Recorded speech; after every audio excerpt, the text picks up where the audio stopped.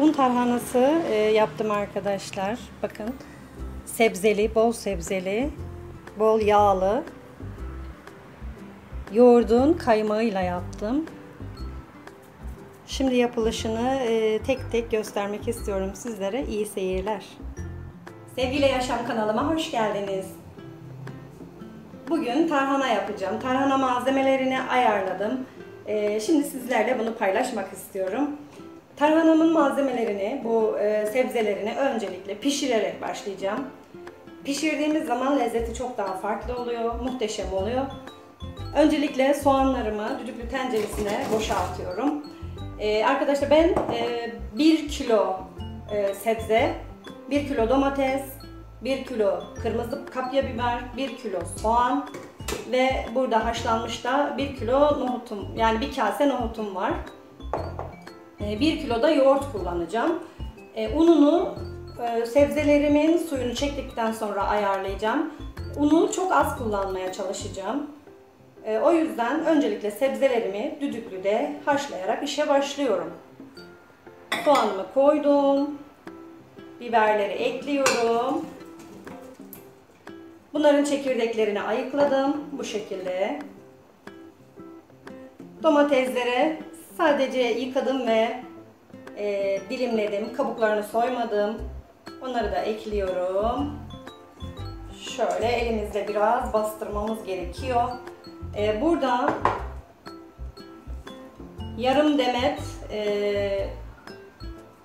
dereotum var. Yarım demet de maydanozum var.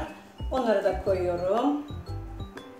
Malzemelerin içerisinde saymadım ama maydanoz ve dereotunu da koydum. Domatesleri de ekledim. Hepsi birer kilo buraya koyduklarımın. 1 kilo soğan, 1 kilo biber, 1 kilo domates. Şöyle iyice bastırıyorum bunu. Çok az pişirdikten sonra nohutu ekleyeceğim üzerine. Birazcık inmesi gerekiyor bunun çünkü düdüklüyü kapatamam.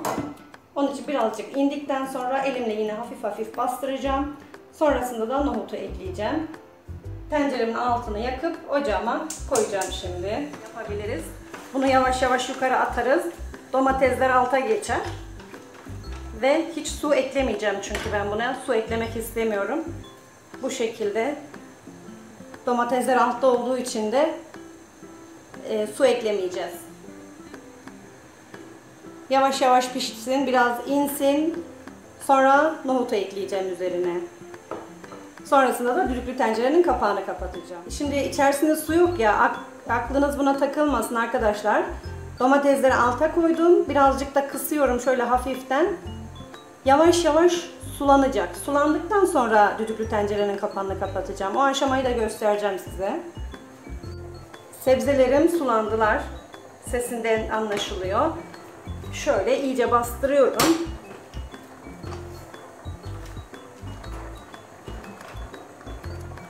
Üzerine de bu bir kase nohutumu koyuyorum. Bu haşlanmış nohut. Ama çok güzel pişsin istiyorum bunun. Şöyle. Daha büyük tencereniz varsa tabii ki onda yapsanız daha iyi olur. Ama benim evet standart yerine geldi. Düdüklümün ağzını kapatıyorum. Sebze programına getiriyorum. Kaynadıktan sonra altını kısacağım. Açıyorum ağzını. Şöyle göstereyim içini. Bakın suyunu. Şimdi bu suyu uçsun diye blender ettikten sonra balkona koyacağım. Ben bunu sabah yaptım. Tarhanamı akşam yapacağım. Onun için orada 3-4 saat balkonda güneşlenecek. Hem soğusun hem de suyu uçsun diye. Bir güzel blender edeceğim şimdi bunu.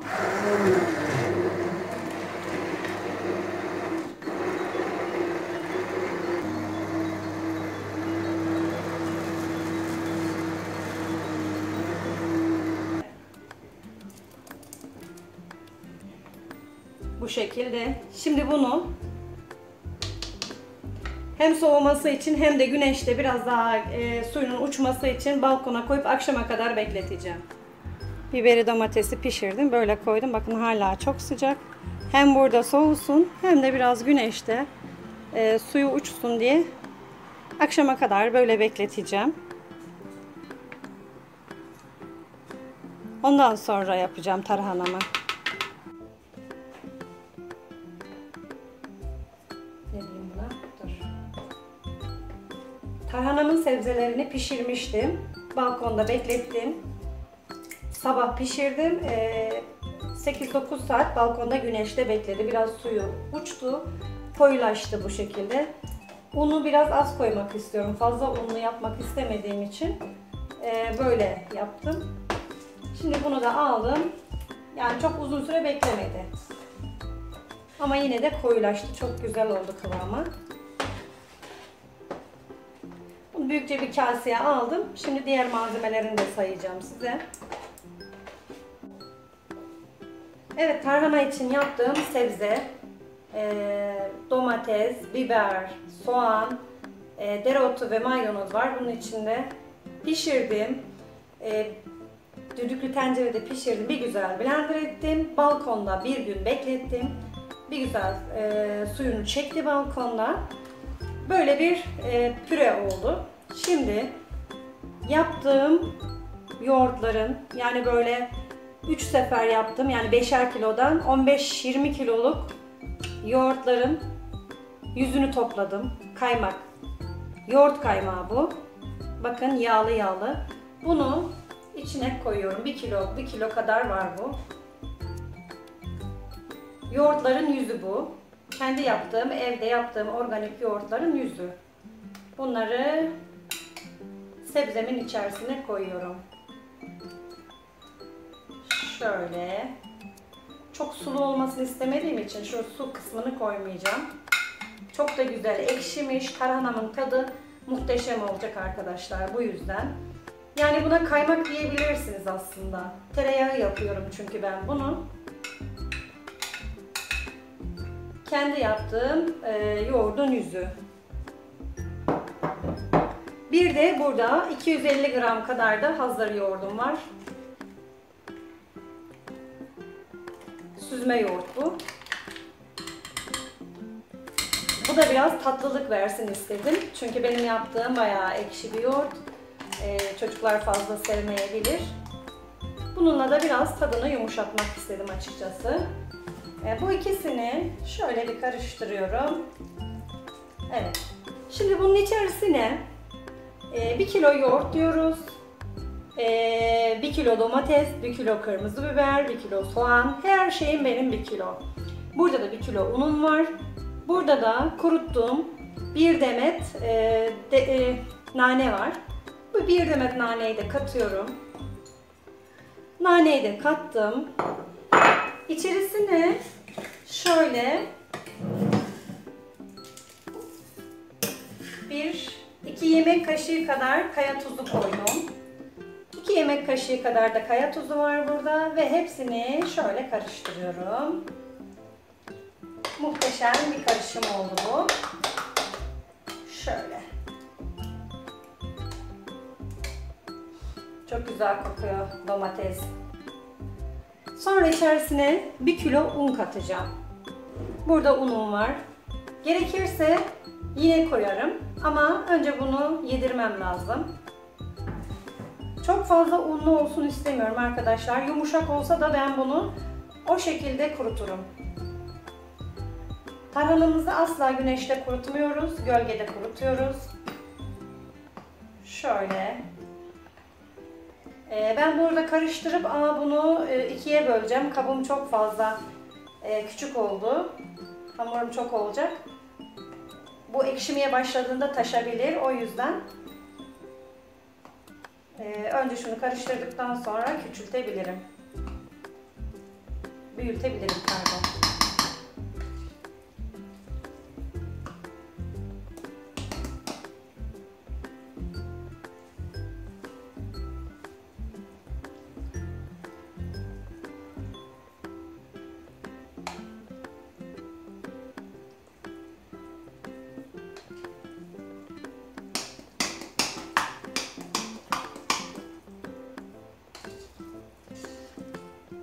Rengi çok güzel oldu arkadaşlar. Bakın rengi harika oldu.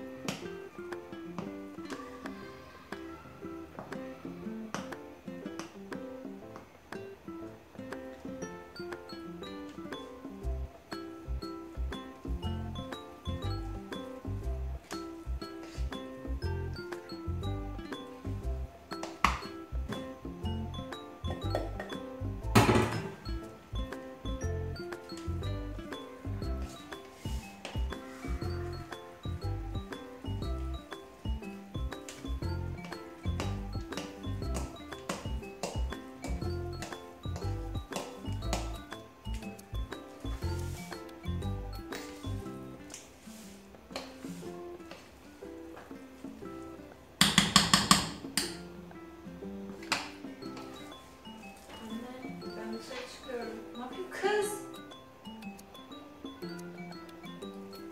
Kiminle çıkıyor? Kızlar gelecek, onların yanına gideceğim. Nereye? Bornova'ya. Ne? Tarhana kızım. Bu böyle mi yapılıyor? Yes.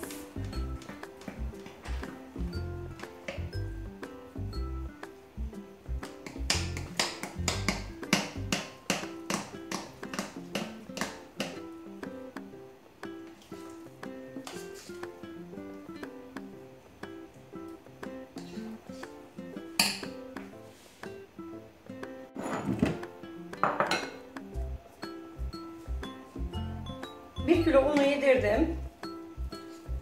Birazcık daha istiyor ama bunu yarın ekleyeceğim. Bayağı da çok oldu. Kabımı da yarıya böleceğim.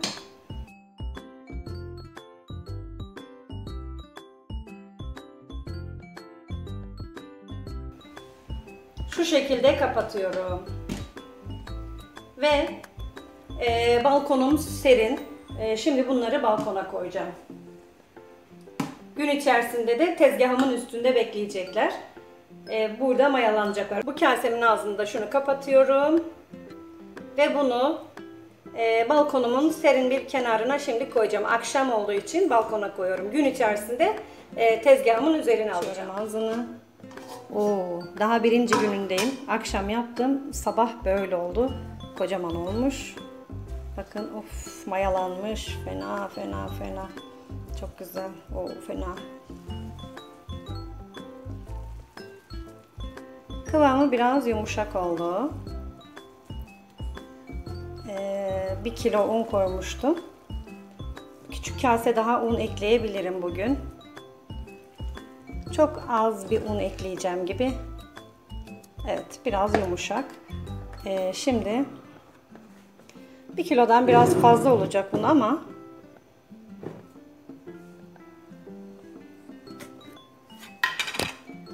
şöyle unumu alayım buraya. Birkaç kaşık un daha eklemek istiyorum. Şöyle yarım kilo kadar olmayacak. Yani bir bardak falan diyelim biz buna.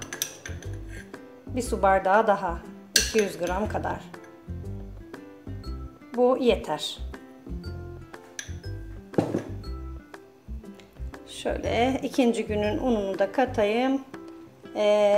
Başka da un katmayacağım. Her şekilde kurur bu. Hiç merak etmeyin.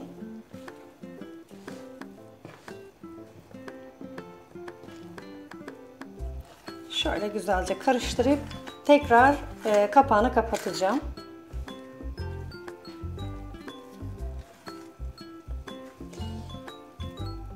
Leğenim çok güzel bir kırmızısı var. Tarhanam da ondan kırmızı. Rengi harika oldu gerçekten tarhanamın. Muhteşem bir rengi var. Şöyle güzelce düzelteyim. Çok güzel oldu kıvamı. Tamamdır. Şimdi ağzını kapatacağım. Tekrardan mayalanmasını sağlayacağım. Mayalandıkça sürekli karıştıracağım. Bir hafta kadar böyle yapacağız arkadaşlar. Şimdi havalarda serinledi. O sıcaklarda yapmadım. İyi ki de. Eylül ayı güzel bir mevsim.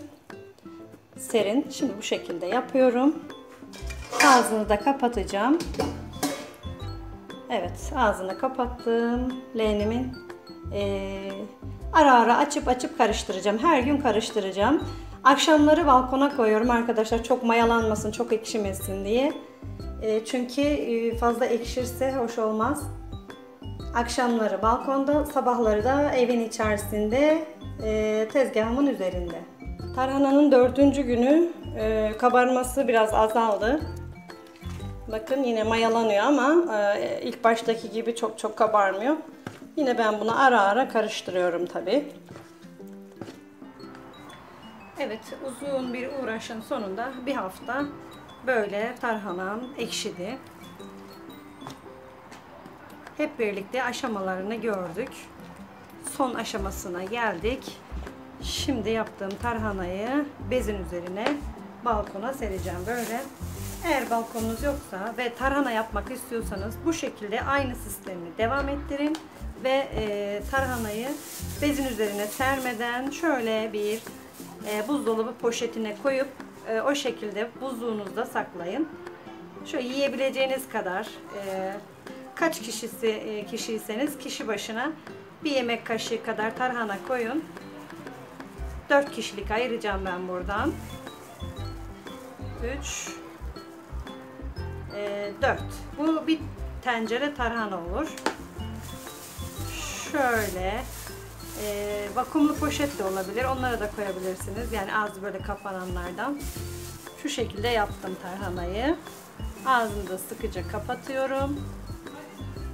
Ve ben bunu bu şekilde buzdolabında bekleteceğim. Eğer ki bu şekilde kurutma imkanınız yoksa böyle buzdolabında saklayabilirsiniz. Yine yaparken tencerenizin dibine yağınızı ekleyip salçanızı ekleyip sonra bu tarhananızı koyup soğuk suyla karıştırarak pişirirsiniz. Tarhanamı şimdi dökümünü göstereceğim size. Şöyle kaşıkla azıcık döküyorum. Sabah yine kalktığımızda bunların çok daha sularını çektiğini göreceğiz. Suyunu çektiği için de küçük parçalara bölebileceğiz. Böyle kaşıkla bastırmadan şöyle küçük koyacağım. Buradan alıyorum ve böyle küçük parçalar halinde tümünü yayacağım. Tarhanamı yaydım böyle masanın üzerine. Şimdi böyle akşam vakti. Dışarı sokakta da çocukların sesleri geliyor. Tarhanam sabaha kadar birazcık böyle suyunu çeksin. Sabah biraz daha küçülteceğim ellerimle şu büyük parçaları. Şu büyük parçaları küçülteceğim. Tarhanaları akşam böyle yaymıştım. Sabaha kadar bakın biraz kurumuş. Şimdi bunları şöyle ters çevireceğim. Arkaları da biraz kuruduktan sonra küçük parçalara böleceğim. Hepsini böyle ters çevireceğim. Bezden çok rahatlıkla kalkıyor. Şu ufakları zaten şöyle küçültebilirim. Sürekli böyle işlemler yapacağım. Hiç elimi çekmeden sürekli tarhanayla ilgilenmem gerekiyor şimdiden sonra. Bunları ters çevireceğim böyle. Şu küçükler zaten kurumuş. Böyle küçük parçalara bölebilirim. Şöyle ufak. Şimdi bu çevirdiğim tarhanaları şöyle küçük parçalara ayıracağım. Bu kuruyanları bayağı küçülteceğim. Hem çevireceğim hem de böyle ufak ufak parçalara ayıracağım arkadaşlar. Çok çok küçültmem lazım bunları. Gelip gidip 2 saatte bir, 3 saatte bir böyle küçük parçalara ayırmam gerekiyor.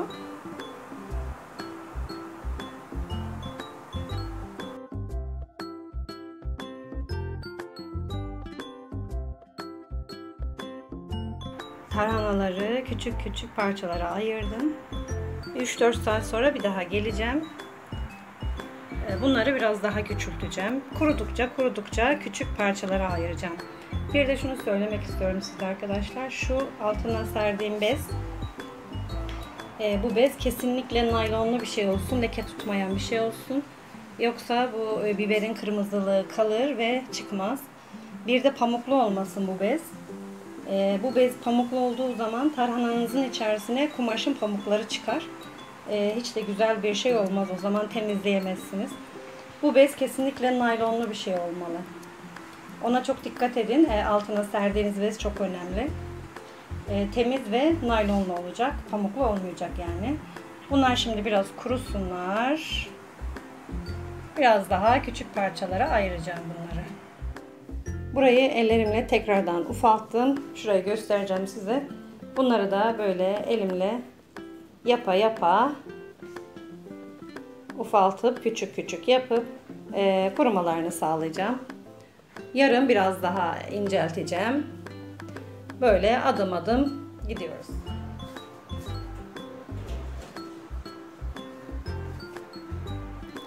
Tarhanayı böyle ufalttık, küçülttük. Şimdi biraz kurudu, bu bayağı bir kurudu. Şimdi blenderdan geçireceğim bunu. Elimle daha fazla küçültemiyorum, elim acıyor. O yüzden şöyle bir toplayacağım.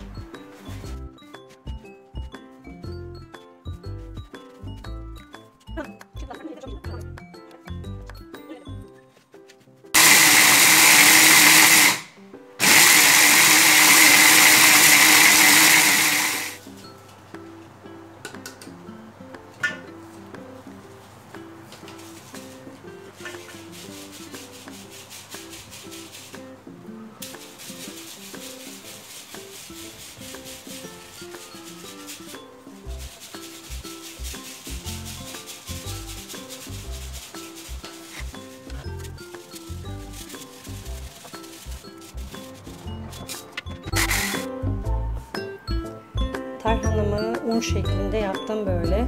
Blenderdan geçirdim en sonunda. Ve tarhanam kışa hazır. Yemeğe hazır arkadaşlar. Muhteşem bir rengi oldu. Muhteşem bir tarhana oldu. Lütfen siz de bu yöntemle deneyin. Çok memnun kalacaksınız. Yapan arkadaşlarıma afiyet olsun diyorum. Kanalıma abone değilseniz, abone olursanız, zil sesini açıp beni takip ederseniz yeni videolardan haberdar olursunuz arkadaşlar. Desteğiniz için teşekkür ederim. Yeni videolarda görüşürüz.